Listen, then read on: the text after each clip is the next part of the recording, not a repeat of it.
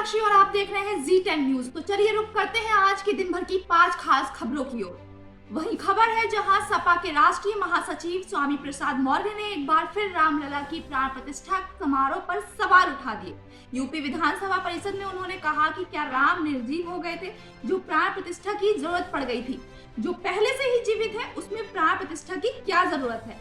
मौर्य के इस बयान के बाद सपा के भीतर ही विरोध शुरू हो गया है। सपा के मुख्य सचेतक मनोज पांडे ने कहा है कि स्वामी प्रसाद का मानसिक संतुलन ठीक नहीं है, वह विक्षिप्त हो चुके हैं।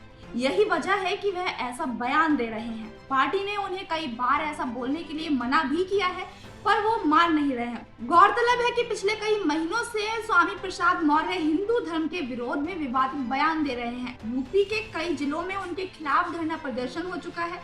कहा जा रहा है कि पार्टी मीटिंग के दौरान कई सपा विधायकों ने स्वामी प्रसाद के बयानों पर आपत्ति जताई। इसके बाद सपा अध्यक्ष अखिलेश यादव ने स्वामी प्रसाद मौर्य के इस तरह के बयान को सार्वजनिक ना देने के लिए कहा था। अखिलेश ने कहा था कि स्वामी अब ऐसे विवादित बयान नहीं देंगे। बावजूद इसके स्वामी प्रसाद लगातार इस तरह के बयान देते जा रहे हैं। इसकी वजह से सपा के नेता ही उनके विरोध में अब उतर आए हैं।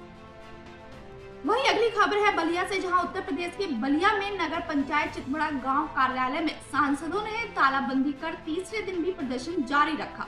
लगातार अधिशासी अधिकारी के खिलाफ कार्रवाई की मांग को लेकर सभासदों का आक्रोश बढ़ता ही जा रहा है, जिसे लेकर काफी संख्या में भारी प्रदर्शन कर रहे हैं।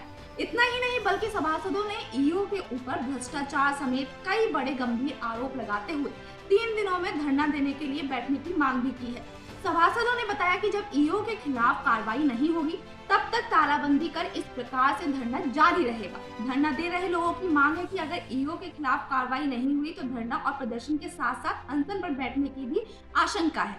पहले में जिलाधिकारी महोदय को ज्ञापन देकर और अधिशासी अधिकारी अनिल कुमार के विरुद्ध एक प्रार्थना पत्र दिए थे, जिसमें जिलाधिकारी महोदय द्वारा जांच हुई।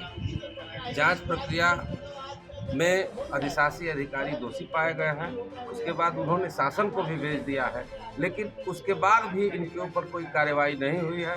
और आए दिन हम लोग इनके ऊपर एलिगेशन लाए हैं कि जब तक ये यहाँ रहेंगे हम लोग इनके साथ काम करना नहीं चाहते हैं, और जब तक ये यहाँ से इनका अधिशासी अधिकारी का यहाँ से ट्रांसफ़र किया जाए या इनके ऊपर आरोप जो सिद्ध हुए हैं उनके ऊपर कार्रवाई हो, इनसे रिकवरी हो और कोई अन्य अधिशासी अधिकारी यहाँ नगर पंचायत चितबड़ा गांव के लिए नियुक्त किया जाए। मैं राम मोहन सिंह, वार्ड नंबर 11 जवाहर नगर सभासद हूँ।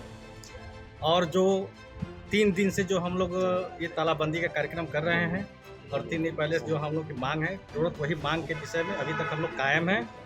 और मैं ईओ साहब को बता देना चाहता हूँ आपके समाचार के माध्यम से, इलेक्ट्रॉनिक मीडिया के माध्यम से, ये बागी बलिया है।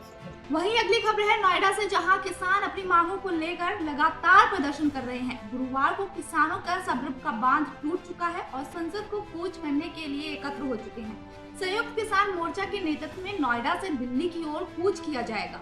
साथ ही किसानों ने संसद भवन को घेरने की धमकी भी दी है।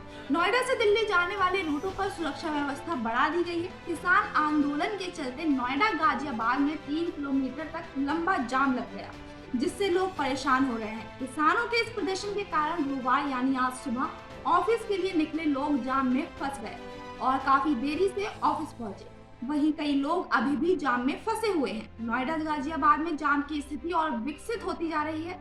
पुलिस लगातार स्थिति को काबू करने की कोशिश में जुटी हुई है। वहीं अगली खबर है दिल्ली मेट्रो के पिंक रूट पर गुरुवार सुबह एक बड़ा हादसा हो गया, जिसमें बताया जा रहा है कि गोकुलपुरी मेट्रो स्टेशन के प्लेटफॉर्म के साइड वॉल का एक बड़ा हिस्सा भरभरा कर सड़क के ऊपर गिर गया।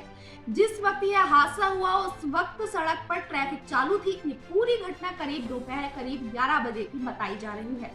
हादसे की सूचना मिलते ही फायर ब्रिगेड की टीम मौके पर पहुंच गई और आनन फानन में एनडीआरएफ को भी मौके पर बुला लिया गया। रिपोर्ट्स के मुताबिक इस हादसे में एक राहगीर के घायल होने की खबर आ रही है।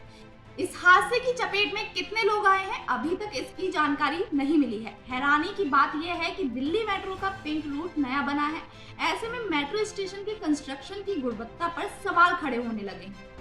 वहीं अगली खबर है मेरठ से, जहां चुनाव से पहले विपक्षी गठबंधन में घमासान शुरू हो गया है। बिहार के बाद अब उत्तर प्रदेश में राष्ट्रीय लोकदल आरएलडी इंडिया के पल्ला झाड़ने की तैयारी कर रहा है। चर्चा है कि आरएलडी के सुप्रीमो जयंत चौधरी बीजेपी के नेतृत्व वाले एनडीए से गलबैयां करने लगे हैं। आरएलडी प्रवक्ता पवन आगरी ने भी छोटे चौधरी की मंशा पर मोहर लगा दी है। उन्होंने स्पष्ट कर दिया है कि बीजेपी ने आरएलडी को लोकसभा की 4 सीट देने की पेशकश की है। इंडिया गठबंधन की पार्टनर समाजवादी पार्टी आरएलडी को 7 सीटें देने का ऑफर भी दे चुकी है, मगर अखिलेश यादव ने एक ऐसी शर्त रख दी है जो जयंत चौधरी को हजम नहीं हो रही।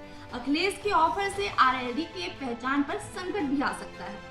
अगर समाजवादी पार्टी सीधे तौर से ज्यादा सीटें देती है तो विपक्षी गठबंधन बना रह सकता है, जिसमें बीजेपी को जाटलैंड में बड़े सहयोगी की जरूरत होगी। पिछले लोकसभा चुनाव में बीजेपी का जो नुकसान हुआ था उसे पार्टी अब दोहराना नहीं चाहती है। इसीलिए जाट बिरादरी से जुड़े राकेश टिकैत और भारतीय किसान यूनियन ने भी बीजेपी के खिलाफ मोर्चा खोल रखा है। हालांकि चुनाव सर्वे में बीजेपी को पश्चिमी यूपी की 27 सीटों में से 22 पर जीत मिलती दिखाई दे रही है। फिर भी बीजेपी को कोई रिस्क नहीं लेना चाहती। तो ये थी आज की हमारी दिन भर की 5 खास खबरें। ऐसी ही देश दुनिया की तमाम खास खबरों के लिए देखते रहिए जी10 न्यूज। नमस्कार।